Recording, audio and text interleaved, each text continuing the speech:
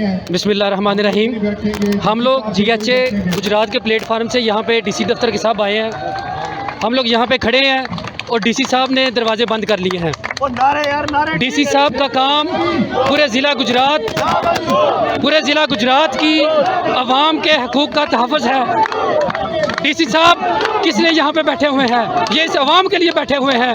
अगर PHU RHC outsource हो जाते हैं और DC साहब अपने कमरे में बैठे रहते हैं तो ये इस जुल्म में उतने ही बराबर शरीक है। इन्हें चाहिए कि हमारी आवाज़ ऊपर हकाम बाला तक पहुँचाए, उन्हें बताएं कि अवाम में क्या पेन पाई जा रही है, अवाम में क्या तकलीफ़ पाई जा रही है। अगर आवाम से इलाज की सहूलत भी छीन ली जाएगी, रोटी कपड़ा मकान ये आप लोगों की जिम्मेदारी होती है। आपने सेहत की सहूलत छीन ली, आपने तालीम की सहूलत छीन ली, अब क्या हमसे जीने का हक भी छीनना चाहते हैं?